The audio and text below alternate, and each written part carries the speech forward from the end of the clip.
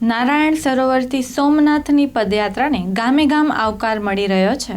સંત શ્રી સંધ્યાગીરી બાપુ સંસ્કૃત વેદ વિદ્યાલય દ્વારા પ્રેરિત નારાયણ સરોવરથી સોમનાથ સુધીની પદયાત્રા યોજાઈ છે। સંત શ્રી સંધ્યાગીરી બાપુની 25મી નિર્વાણ તિથિની પૂર્વ સ્મૃતિમાં પદયાત્રા યોજાઈ છે। આ તકે શિવ મહાપુરાણ કથા અને સંકીર્તિનું આયોજન કરવામાં આવ્યું છે। પદયાત્રા દરમિયાન પૌરાણિક શિવલિંગોની લઘુ રુદ્ર અભિષેકથી પૂજા પણ કરવામાં આવશે। આ પદયાત્રાને ગામે ગામ આવકાર મળી રહ્યો છે। સત્સંગ ભક્તિમાં યાત્રિકો તલ્લીન થયા છે। આ આયોજનને બિરદાવવામાં આવ્યું છે। નમસ્કાર દર્શક મિત્રો, મા આશાપુરા ન્યૂઝ કચ્છી ટીવી સમાચાર અને વન ઇન્ડિયામાં આપનું સ્વાગત છે। મિત્રો, આજે એક એવી વિભૂતિ સાથે મુલાકાત કરવાનો મોકો મળે છે। સામાન્ય રીતે ન્યૂઝ ચેનલમાં સમાચારો એ ક્રાઇમને લઈને અમારે સમાચાર બનાવવા પડતા હોય, એ અમારી મજબૂરી છે, પણ આજે એ અમને પણ ગમશે અને તમને પણ ગમશે એવા એક સમાચાર, એવો એક સંદેશ આપના સમક્ષ પહોંચાડવાનો એક આજે પ્રયત્ન કરી રહ્યા છીએ। અને લહેરિયા હનુમાનજી એ તો આપ એક જાણીતું સ્થળ છે અને બાલકદાસ બાપુના માધ્યમથી અનેકવાર અહીંયા ઇન્ટરવ્યૂ છે, પણ આજે એક અલગ મુલાકાત જે છે એ ભગવદ્ગીરી બાપુની અને સંધ્યાગીરી આશ્રમ જે છે એ આપ સૌ એનાથી વિદિત છો।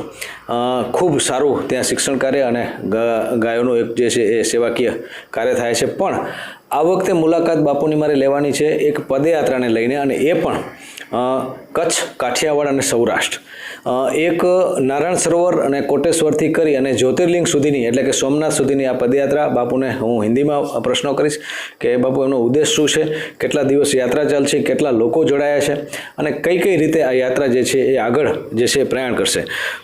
बापू, सबसे पहले मेरे को ये बताइए कि ये यात्रा कब शुरू हुई और उसका उद्देश्य क्या था?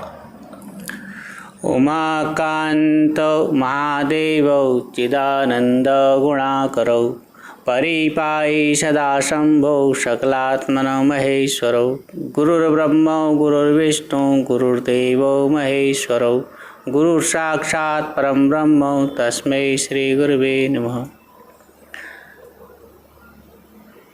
श्री गुरु महाराज की प्रेरणा से, परमात्मा की प्रेरणा से मेरी इच्छा हुई। मैं कई दिन से ऐसे मेरे मन में संकल्प चल रहा था, ये सब भगवान की इच्छा और भगवान की प्रेरणा ही होती है।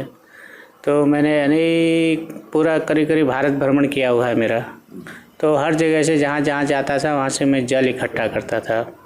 यहाँ पर 151 नदियों का, देव नदियों का जल है, स्वर्गारोहण से लेकर अफ्रीका की लाइन नदी से लेकर ब्रह्मपुत्र से लेकर सिंधु, सतलुज, रावी, गंगा, यमुना, सरस्वती, गोदावरी, सरयू, जितने भी रामगंगा, कोसी की जितनी भी नदियाँ, क्षिप्रा नदी, गोदावरी नदी, कावेरी नदी, इन सभी नदियों का 151 नदियों का जल है। 52 कुओं का जल है, जो कि आजकल कुआं दिखने को भी नहीं मिलते हैं। जैसे रामेश्वरम से कुएं इकट्ठे हैं मंदिर के अंदर, वहाँ से लाया था।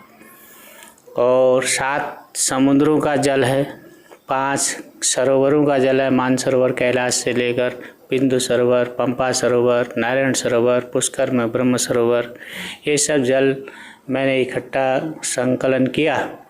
फिर मन में विचार किया कि अब अपना संकल्प को पूर्ण करूं।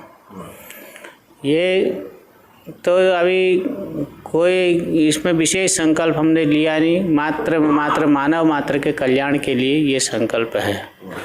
जैसे कोरोना जैसी महामारी है, इस टाइम अनेक प्रकार की जो उत्पात हो रहा है, उत्पात की शांति के लिए देवता के शरण के सिवाय कोई अन्य चारा नहीं है। आज एक बीमारी को ठीक करने के लिए अनेक बीमारी पैदा हो जाती हैं। एक दवाई से एक बीमारी को ठीक करो, दूसरी बीमारी पैदा हो जाती है। तो उसके लिए एक ही हरि शरण में जाओ, भगवान शंकर के शरण में जाओ, क्योंकि शंकर ही सबका दुख को हरण कर सकते। इसलिए हमने इस समुद्र के किनारे से, दक्षिण समुद्र के किनारे से, उत्तर समुद्र होता होगा ना जी, सोमनाथ नारायण सरोवर उत्तर होता होगा। हाँ। उत्तर समुद्र से दक्षिण समुद्र में श्री सोमनाथ महादेव तक ये जल यात्रा चालू की। इसमें हम लोग जब चलते हैं, सुबह जहाँ से प्रारंभ होती है, वहाँ से जहाँ तक हमको आज मुकाम करना हो, विराम करना हो, वहाँ तक अखंड राम धुन, हरे राम राम राम हरे हरे, हरे कृष्ण कृष्ण कृष्ण, इस मंत्र का जाप निरंतर चालू रहता है। बीच में शिवार्चन होता है, पौराणिक जितने मंदिर हैं, जैसे अभी पूरेश्वर, पीछे कमलेश्वर दयापर में, तो इन जगह में लघु रुद्र हुआ। श्री माता का मठ आशापुरा मंदिर में नौचंडी हुई और होमात्मक चंडी पाठ हुआ। और श्री कोटेश्वर से हमने पूजा चालू करते करते नित्य निरंतर लोगों को हम नए सबको आरती में भाग लेने का मौका देते हैं। सबको पूजा में भाग लेने का, उनसे कोई दक्षिणा नहीं, कोई अपेक्षा नहीं, मात्र उनका भाव शिव के प्रति आकर्षण हो, शिव के प्रति झुके, यही भाव से उनसे पूजा करवाते हैं। कोई छुआछूत का उसमें भेद नहीं है, कोई पैंट पहन के आया, कोई हाथ धो के नहीं आया, कोई बात नहीं, उसका भाव शुद्ध होना चाहिए, इसलिए हम उनसे आरती पूजा करवाते रहते हैं। और आप क्या पूछ रहे थे? મિત્રો બહુ સરસ વાત કરી બાપુએ, કારણ કે શંકર શિવની જે છે એ લીલા આખી અનેરી છે અને એની અંદર ભાવ જે છે એ ખૂબ મહત્ત્વનો છે અને બાપુએ પણ એ જ વાત કરી છે કે ભાવ જો અંદરનો હશે તો જે છે એ પૂજા કરવા માટે લાયક છે। बापू मेरे को ये जानना है कि आप ये यात्रा कब शुरू हुई नारायण सरोवर और कोटेश्वर से, और जो अभी एक अभिषेक भी होने जा रहा है, अभी मेरी बात हुई यहाँ पर आगे कोई काम है, ये हमारे त्रिवेदी साहब ने बताया, तो कैसे कैसे मतलब आगे ये यात्रा जाएगी और कब वहाँ पहुँचेगी सोमनाथ? हमने मकर संक्रांति को नारायण सरोवर में सरोवर की आरती पूजा, श्री त्रिकमराय भगवान का अभिषेक और श्री महादेव जी का अभिषेक चालू करके, और उसी दिन श्री कोटेश्वर भगवान का प्रारंभ पूजा किया, अभिषेक किया। उसके दूसरे दिन 15 तारीख को, मकर संक्रांति के दूसरे दिन 15 जनवरी को ये यात्रा प्रारंभ हुई। हम रोज़ लगभग 15-1 किलोमीटर रोज चलते हैं, और जो भी गांव में शिवलिंग आते हैं, आज भी करीब 5-6 शिवलिंग आए रास्ता में, तो सबका जलाभिषेक और रुद्र सूक्त से बिल्वपत्र चढ़ा करके आगे प्रस्थान करते हैं। बाबू बीच में ये यात्रा के बीच में मेरे को अभी शिवलिंग की जो बात हुई और आज हनुमान जी महाराज के स्थान के, लेकिन मेरे को शिवलिंग के बारे में आज की जो युवा पीढ़ी है, हमारा यूथ है, उसको कहीं या तो पता नहीं है या तो कुछ मालूम, तो मेरे को भी ज्ञान होगा, हमारे दर्शकों को भी, उसके लिए बात कीजिए कि ये जो सोमनाथ शिवलिंग है उसका क्या महत्व है? सोमनाथ शिवलिंग चंद्रलिंग है। चंद्रलिंग वो एक दिन बरस में ऐसा आता है जिस दिन वो चंद्र की और सोमनाथ के ध्वजा शिखर का एक लाइन पर होते हैं, वो चंद्रलिंग है। ऐसे ही चिदम्बरम में अग्निलिंग है। इसी प्रकार उज्जैन, वो पशुपति उज्जैन में जो है वो पृथ्वी लिंग है, ओंकारेश्वर। तो ये अनेक प्रकार के लिंग, ज्योतिर्लिंग है, 12 ज्योतिर्लिंग है, अनेक जगह में आत्मलिंग हैं, अनेक जगह में स्वयंभू लिंग हैं। भगवान शंकर की 2 प्रकार की पूजा की जाती है, एक साकार में, एक निराकार में। निराकार में लिंग रूप में पूजा भगवान का प्रादुर्भूत हुआ है अग्निलिंग में, और साकार में भगवान की मूर्ति का, जहाँ मूर्ति रखी रहती है वहाँ साकार भगवान की पूजा होती है। भगवान शंकर की 2 प्रकार की पूजा होती है, साकार और निराकार। बापू अभी जो आपने बताया 2020 खूब अराजकता, लोग जो है खूब मतलब परेशान हुए, 21 में सब अच्छा हो जाएगा, लेकिन 21 में भी वही अराजकता है, तो क्या सुख का जो है ये पृथ्वी को कैसे हम शांत कर सकते हैं, कैसे हम जो है सुख, अभी जो महाराज साहब जो कथा बोल रहे थे कि काशी जो है, तो हमारे ऐसे कई स्थान हैं, तो क्या महासत्ता के लिए हमारा ये भारत का फिर से एक उभरना शुरू हुआ है? क्योंकि जो शांति की जो खोज है वो भारत में अभी मिल रही है। अमेरिका और सब जो बड़े बड़े देश विज्ञान टॉच पर है, फिर भी दुखी है, बहुत डेथ, बहुत मृत्यु वहाँ पर हुई है, तो हम वहाँ उसमें से बच गए, तो क्या उसके बारे में कहेंगे? मानव द्वारा जो भी आविष्कार है उसमें विनाश तो होना ही होना है।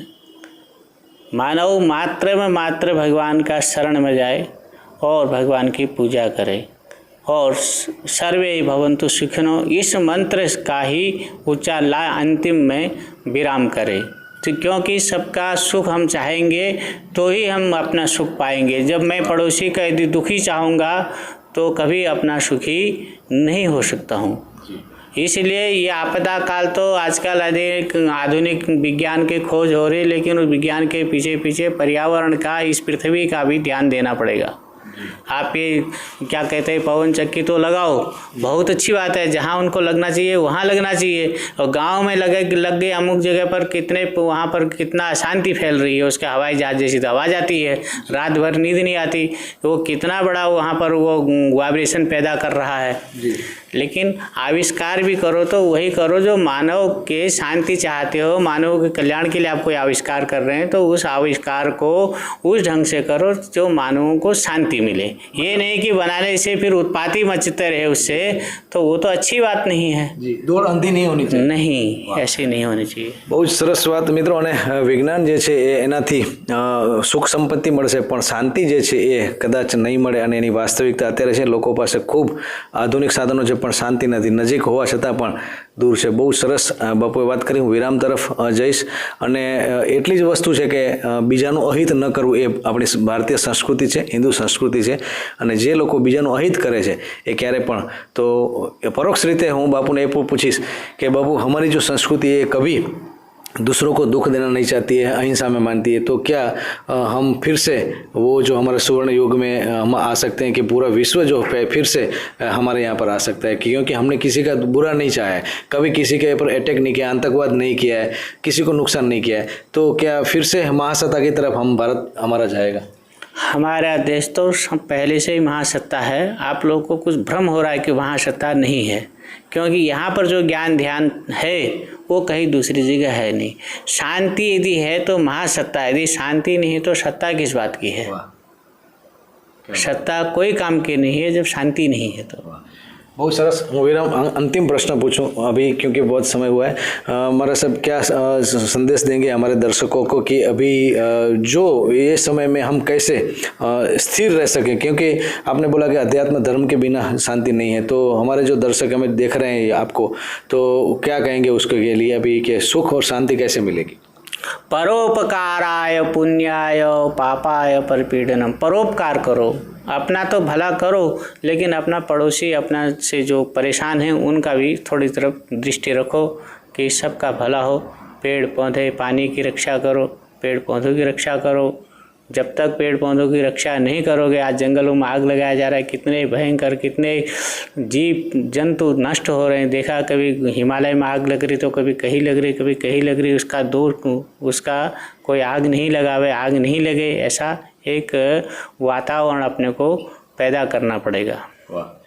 आज जीवનમાં વસંત લાવે એ જ સંત અને બાપુની એ જ પીડા છે અને એ જ સંદેશ છે, એ જ દુઃખ છે અને એ જ જે છે એ મેસેજ છે કે બસ આપણે પ્રકૃતિને નુકસાન ન કરીએ, પશુ પક્ષીને નુકસાન ન કરીએ, વિજ્ઞાન તરફ જઈએ પણ એ વિજ્ઞાન આપણા પશુ પક્ષીને જો આનું કરતું હોય, આપણા વન્ય જીવોને નુકસાન કરતું હોય તો એ કોઈ પણ કામનું નથી। બસ આટલો સંદેશ અને યાત્રા અવિરત આગળ ચાલશે અને અમે પ્રયાસ કરશું કે કચ્છના છેવાડા મતલબ જે પ્રવેશ દ્વારથી સામખિયારી સુધી સમયાંતરે અમારા રિપોર્ટરના નંબર આપેલા છે, તો એ રિપોર્ટ તમને જે મળશે અને એનો કવરેજ કરવાનો અમે પ્રયત્ન કરશું।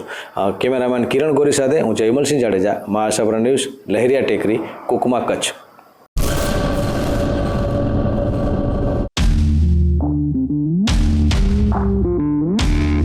ભુજ કચ્છમાં eco fuel battery operated two wheeler વસાવવા માટેનું વિશ્વાસપાત્ર નામ એટલે પારસ ઓટો લિંક।